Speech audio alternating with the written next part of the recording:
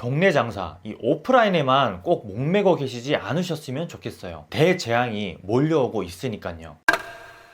안녕하세요, 건프로입니다. 다들 뉴스 보셨는지 모르겠어요. 이 롯데쇼핑이 오프라인 매장 200개를 없앤다는 극단적인 결정을 했다는 사실을요. 롯데슈퍼, 롯데마트, 롯데백화점, 롯데롭스 등 이 롯데쇼핑 사업부에 속해 있는 리테일샵 200개를 순차적으로 문을 닫는다는 결정을 했어요. 롯데롭스를 잘 모르시는 분들도 계신데 드러그 스토어라고 생각하시면 돼요. 이 CJ 올리브영의 롯데 버전인 셈이죠. 의사 처방전 없이 건강이나 뷰티 관련 제품을 파는 것이요. 각설하고 롯데가 3년에서 이 5년 안에 이런 고강도 구조 조정을 하는 배경에는 당연히 이유가 있겠죠. 네, 돈을 많이 잃었거든요. 이 오프라인 매장들을 운영하면서 당기순 손실이 지난 4, 4분기, 즉 이 10월, 11월, 12월에만 무려 1조를 기록했어요. 당기순 손실은 쉽게 생각해서 해당 기간 안에 얼마나 돈이 마이너스 됐냐라고 생각하시면 돼요. 이 말씀드렸다시피 롯데쇼핑은 2019년 4, 4분기에만 1조 손실을 기록한 거죠. 2018년도 4, 4분기 4,440억 원에 2배가 넘는 수준이니까 어마어마한 거예요. 계산하는 회계 기준이 조금 바뀐 부분이 있지만 골치 아프니까 넘어가기로 하고요. 재미있는 건 한때는 롯데쇼핑을 승승장구하게 해주던 이 매장들이 이제는 손실을 기록하는 폐업 대상으로 전락했다는 건데요. 이는 롯데쇼핑뿐만 아니라 이 오프라인에서 장사를 하고 있는 이마트나 다른 대형마트들도 다 똑같아요. 이마트의 경우도 2018년도 영업이익이 4,628억 원인데 반해 2019년도는 1,507억으로 대폭 감소한 것만 봐도 우리가 알 수 있죠. 자, 여러분, 앞서 말씀드린 일련의 사태가 그저 롯데쇼핑, 이마트 아니면 다른 대기업 오프라인 장사들에만 국한되었다고 보시나요? 아니에요. 절대 그렇게 보시면 안 돼요. 우리하고도 실질적으로 아주 관련이 깊어요. 일단 이런 사태가 일어난 배경에는 여러 가지 이유가 있지만 가장 큰 문제는 아무래도 온라인 시장의 대형화에 따른 거예요. 이 작년 우리나라 온라인 쇼핑 거래액이 134조 원, 오프라인 거래액은 340조 원으로 이 온라인이 40% 수준이에요. 에게 온라인이 아직도 훨씬 더 적네라고 생각하실 수 있어요. 이 체감상으로는 온라인 거래가 훨씬 많은 것 같으니까요. 그런데 온라인 거래의 성장 속도는 가히 상상을 초월할 정도예요. 오프라인이 성장해온 속도하고는 비교가 안 되기 때문이죠. 그냥 단순히 생각해봐도 그럴 수밖에 없어요. 이 건물을 지어서 내부를 또 꾸미고 물건을 들여서 직원을 뽑고 또 홍보를 여러 군데 해가지고 사람들의 구매를 유발시키는 오프라인과 그저 사무실에서 뚝딱뚝딱 유통, 이 배송 시스템만 갖춰놓으면 팔리는 이 온라인하고는 속도에서 확연하게 다르니까요. 그래서 롯데도 그렇고 이마트도 그렇고 온라인에 더욱더 집중적으로 투자를 하고 있기도 하고요. 올 상반기에 롯데온이라는 롯데 쇼핑 통합몰이 오픈할 예정이고 이미 이마트는 SSG, 이 쓱으로 유명하죠. 통합 쇼핑몰을 계속 밀고 있어요. 이건 우리나라뿐만 아니라 전 세계적인 추세예요. 미국 역시도 오프라인 마트로 유명한 월마트가 좋은 예죠. 온라인 마트로 거의 미국을 장악하다시피 하는 아마존을 대상으로 이 온라인 서비스를 출범하고 픽업, 배달 등을 공격적으로 하면서 실적이 크게 올랐으니까요. 그런데 이게 과연 동네 장사를 하고 있는 우리와 무슨 연관이 있을까? 아직도 궁금해 하실 수 있어요. 그 부분을 제가 크게 이 세 가지로 정리해서 말씀드리자면, 첫 번째로 온라인은 이제 선택이 아닌 필수라는 거예요. 온라인을 무시하면 끝까지 살아남지 못한다는 말은 2020년 어딜 가서든 욕먹지 않는 소리가 됐어요. 그만큼 누구나가 다 인정했다는 이야기죠. 외식업을 예로 들어볼까요? 외식업이 온라인은 여러 가지가 있겠지만 가장 손쉽게 할 수 있는 게 바로 배달이죠. O2O, 온라인 투 오프라인. 이 온라인을 오프라인으로 연결하는 걸 이미 여러분들이 하고 있죠. 아니, 아직 하고 있지 않은 사람들도 많아요.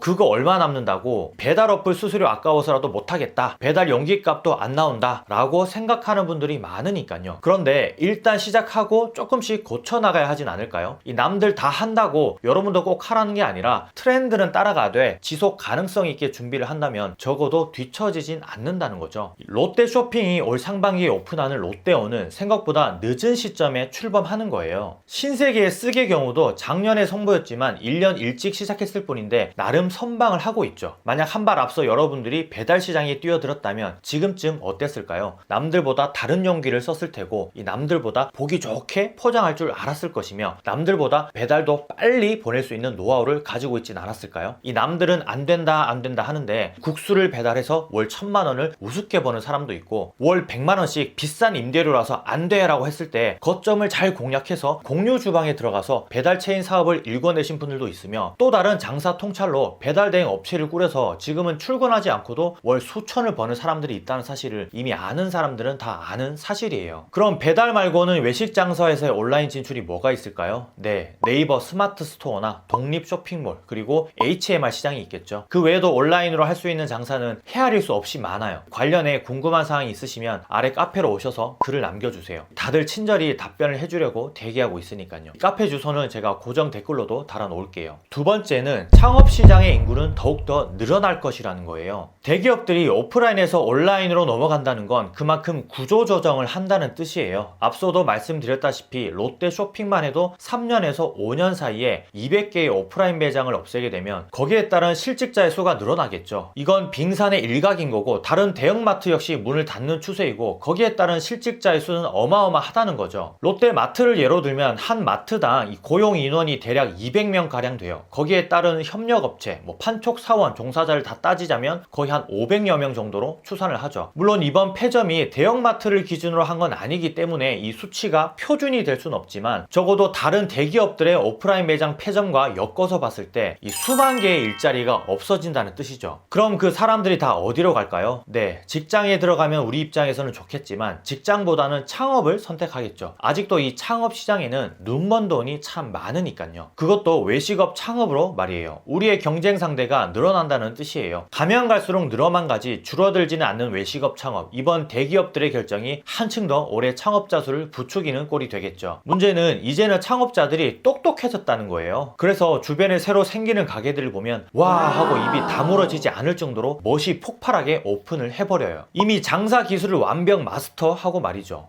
장사 기술 마스터 한다고 해서 다 통하는 건 아니겠지만 어쨌든 그저 그런 사람들이 오픈했을 때랑은 다르다는 거죠. 시스템을 딱 갖춰놓고 주기적으로 오프라인 홍보 몇 %, 온라인 홍보 몇 %, 단골 손님 비율을 보고 신규 손님 유치에 에너지를 쏟는다던가 이익률을 따져가며 홍보비 책정을 하고 또 배달도 기가 막히게 직원 교육도 어쩜 그렇게 잘하는지 왜 우리 가게에는 저런 직원이 안 들어왔나 하고 이상할 정도로 예쁘고 잘생기고 친절한 알바들을 잘 뽑아대죠. 같은 동네에서 장사하는데 저런 괴물스러운 사장놈들이 어디서 툭 하고 튀어나왔는지 무서울 정도예요. 그럼 우리도 똑같이 아니 더 많이 배워야겠죠. 이 단골은 어떻게 빨아들이며 신규 손님은 또 어떻게 유치하는지 지금 우리 가게의 마케팅비는 얼마를 투자해야 하며 블로그를 해야 되는지 아니면 인스타를 해야 되는지 이도저도 아니면 진짜 컨설팅을 받아봐야 되는지 등등. 롯데온이 오픈하면서 쓰기 엄청 긴장하듯 여러분들도 긴장하고 계속 발전하지 않으면 도태된다는 거예요. 장사만 꾸역꾸역 해서 되는 게 아니라 시스템으로 발전시키고 나아가 장사를 시작한 궁극적인 목표를 달성해야 한다는 거죠. 그러기 위해선 뭐든 흡수하는 노력이 필요한 거고요. 마지막 세 번째는 장사 소환을 온라인을 통해 파세요예요. 장사 소환이라는 게 예전에는 돈이 되지 않았어요. 그런데 프랜차이즈가 생기고 이 전수 창업이 생기면서 이제 이게 돈이 되는 시대예요. 그리고 예전보다 훨씬 더 잘 팔 수 있게 되었어요. 롯데온이 오픈하면서 가장 돈을 많이 들인 곳이 어디일까요? 네, 쇼핑몰 노하우를 가지고 있는 외주 업체겠죠. 롯데온을 어디서 만들었는지가 중요한 게 아니라 이 롯데온을 기획하고 구축한 회사는 이제 평생 굶어 죽진 않는다는 거예요. 노하우와 기술을 팔고 있으니까요. 여러분들도 충분히 가능해요. 이 외식업에만 국한되어 있는 게 아니라 모든 장사에는 노하우라는 게 있으니까요. 식당만 프랜차이즈가 있는 게 아니듯 말이에요. 폐지 창업을 가르쳐주고 돈을 버는 사람이 있다는 사실을 아세요? 중고 물품 사고 파는 걸 가르쳐주고 월 수천을 벌기도 하고 고물상 수익화를 도와주고 건당 500만 원을 받는 사람들도 있어요. 그들은 다 온라인을 통해 이런 수익화를 실현하고 있어요. 외식업도 마찬가지겠죠. 나름 동네에서 잘 나가는 가게를 꾸려나가고 계시거나 장사는 좀 안 돼도 우리 집 메뉴가 기가 막힌데 우리 소스가 미칠 정도로 맛있는데 하시는 분들이 있겠죠. 이런 분들은 팔지 못해서 사업화를 못 하시는 거예요. 제가 도와드릴 수 있는 게 있다면 도와드릴 테니까 메일 주시고요. 오프라인의 한계를 온라인으로 꼭 넘어보셨으면 좋겠어요. 대기업들의 변화, 움직임은 적어도 수년이 걸리지만 우리 같은 작은 몸집은 결정하고 실행하는데 며칠이면 충분하니까요.